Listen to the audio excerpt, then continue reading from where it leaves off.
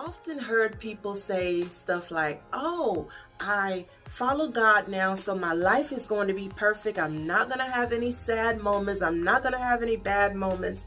Everything is going to be perfect. But oftentimes that's not the case. And if you really study the playbook, the Bible, you will see that individuals who follow God, who are in their purpose, still dealt with human emotions. So on this Kingdom Huddle, I'm actually going to talk about real emotions. Just because I follow Christ doesn't mean that I strip myself of my humanity. And it's very important that we understand that it's okay to have human emotion and still be in relationship with God. Stay tuned. This is going to be very, very important conversation. Welcome back to Kingdom Huddle. My name is Wilma Parker, for those who may not know me. And before I jump into my topic, I just want to remind everybody to go ahead and not only hit the subscription button, but also notification button. I had quite a few people reach out to me and say, I didn't realize you were posting videos on a weekly basis. I try my best to do so on a weekly basis, usually on Monday, Tuesday, around that time frame. I'll have new videos up, but you have to hit the notification button to be notified.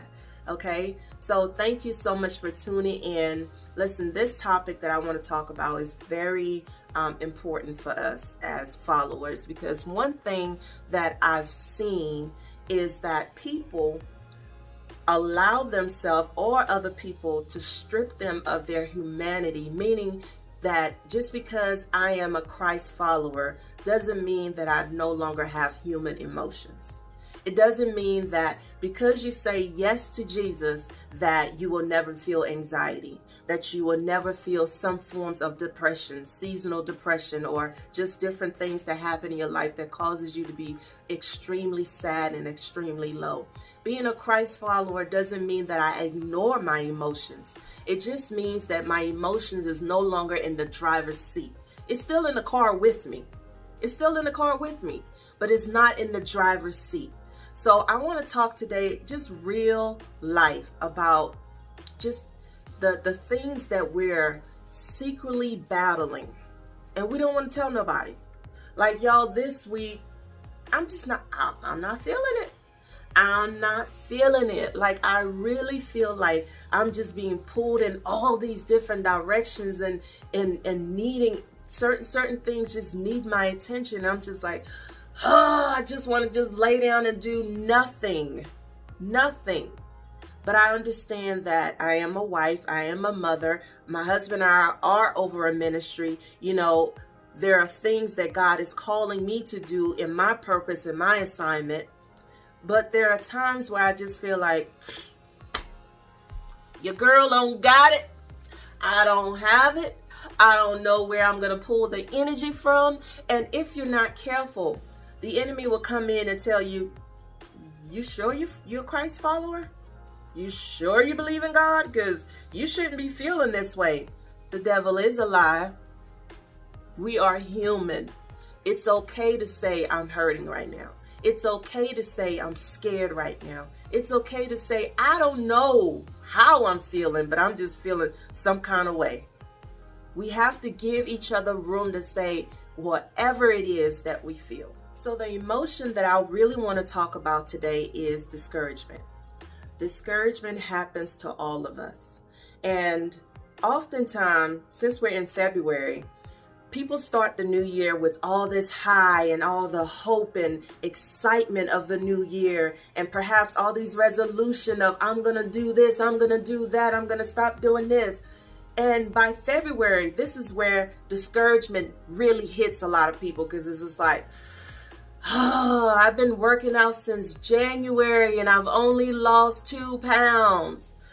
Oh, I'm so sick of waiting for this promotion. It's just like we get so discouraged because things aren't happening the way that we expected them to happen. And a lot of times people think that discouragement comes because you're not getting what you want. But sometimes discouragement can come after your greatest victory, after you've had this major success. And a lot of people who are in the entertainment business can really attest to this. After putting out that great album, it's like the pressure of, oh, I got to follow that up with something else. A lot of pastors can attest to this, because after they did a great sermon or a series, it's like, what am I going to do now? You know, we all experience discouragement, but discouragement is not new to humanity. You're not the only one feeling this way, brother. You're not the only one feeling this way, girl. Let me tell you about Elijah. Elijah had this great success. Then all of a sudden, he was depressed and running away and hiding and didn't want to deal with nobody, didn't want to talk to nobody. He was just laying and just saying, I just want to die. How is it possible that you just had this major victory and now you're saying, just let me die? Maybe our emotions may not go from that extreme to the next extreme, but we all experience discouragement. And the thing that I love so much about the coach, I love about God, is if you know the story of Elijah, how did God respond to him? The playbook, the Bible states that God found Elijah hiding, and what he did, first of all, he didn't say, man, what's wrong with you? Oh my goodness, all the great things I just did through you, and now you over here pouting, having a pity party. Come on, man, get up. That wasn't God's first response to him. No, that might have been some of our responses. But what God did was, the word of God said that he actually baked him a cake. Comfort food. And then he allowed him to lay back down. So he laid down. God allowed this man who was feeling discouraged, who was feeling defeated, he allowed him to have human emotions. He allowed him to have human emotions. He allowed him, he said that, you know what, in this moment, I'm going to be your provider. Let me cater to you for a moment. Let me bake you a cake. Go ahead and rest for a moment. But the great thing about God, and this is how we, because we're followers of Christ, our mindset should be different, is that he will allow us to have those moments, but then he turn to him and say, okay, well now, here's your assignment. I still have work for you to do. I still need to use you. And that's how it has to be. Allow yourself to feel whatever you feel. But understand that there's still work to do. Understand that you still need to get up. Understand that your end has not come for a reason, that he still breathed his breath into you because you still have work to do. There are some of us who really discouragement sets in when we don't see the results of our effort. Like we've done everything that we know how to do to help somebody, to parent our children, and yet and still they're still making bad decisions. I've done everything I can to make sure that my marriage is successful, and yet and still I still feel like a failure. I've done everything I can to make sure that I get that promotion, and yet and still I'm still stuck in the same position. You know, so that's really what this guy Elijah was battling. If you really know the story, yes, on the surface, it seemed like he was running from this woman who was after him, who threatened to kill him. But really, that wasn't his problem. His main issue was the fact that all of my life, I've been serving you, God. All of these years, I've been telling people about you. I've been encouraging people. And yet and still, there are still people who don't want to believe. There are still people who are worshiping idols. Elijah got frustrated. He was like, everything I've done is in vain. And I know that what I just said is resonated with somebody, because everything that you've done, you feel like it's a waste of time. It's a waste of effort. Don't nobody care. Nobody's life being impacted. If you know the story, he felt like, I'm the only one out here doing the right thing, and everybody else is doing whatever. But God had to show him, say, I actually have much more, thousands of people who are doing the similar thing that you're doing, that have not bowed to worshiping idols. So I'm telling you right now, you are not the only one. You're not the only one who feel exhausted. The playbook said, don't get tired. Don't get weary in doing good. Keep following the course. It may look effortless. It may look like nothing's happening. But if you understand that we are physical beings, but we have a spiritual realm all around us. Every time that you choose to be obedient, every time you choose to press your way, every time you refuse to lay in that bed and get up, every time you do that, there's effect happening in the atmosphere.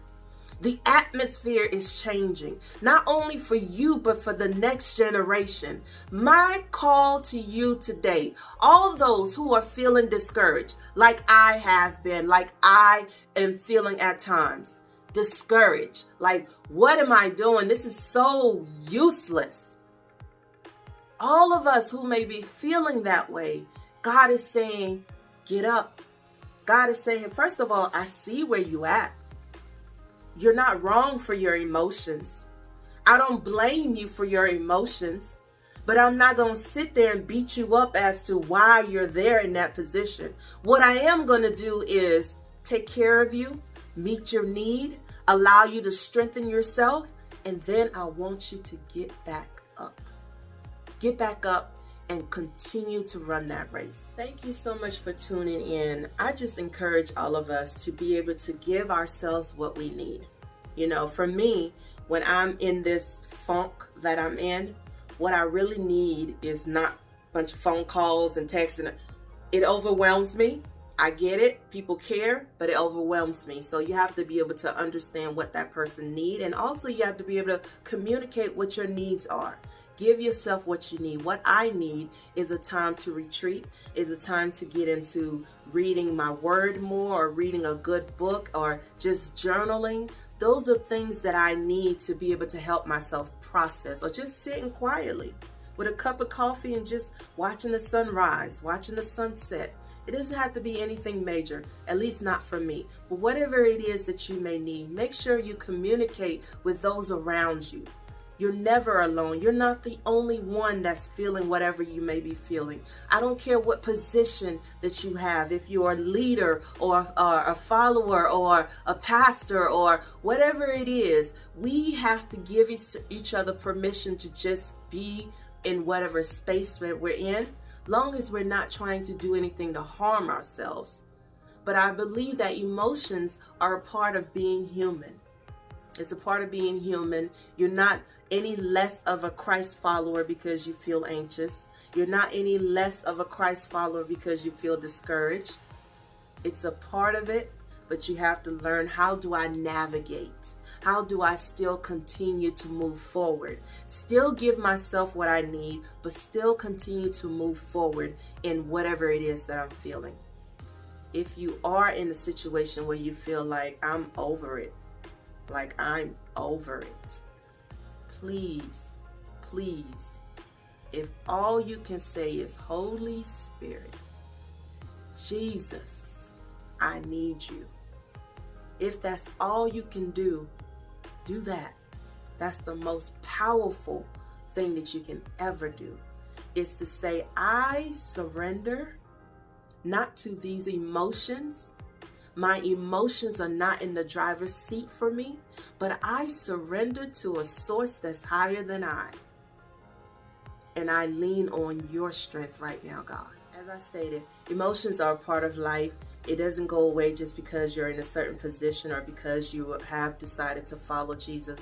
It doesn't go away. You just learn how to manage it a little bit better. But if you are in a situation where you feel so overwhelmed, God created us for community for a reason. There are certain people that God has placed in your path that perhaps they've gone through what you're going through, or they can be able to assist you and provide you with that inspirational word, or just their presence alone is all you need to be able to get over that hump.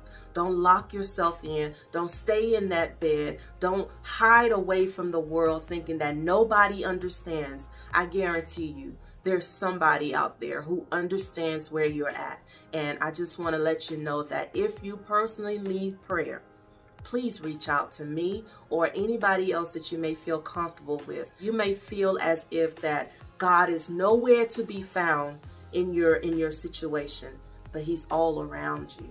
He's all around you. Just like with Elijah, he was there for him and so many others, and for me at times where I felt so lonely, but somehow or another I felt his presence. So I'm praying that you will feel his presence in your grief. You will feel his presence in your heartbreak. You will feel his presence in your discouragement, to know that he's still there and he cares.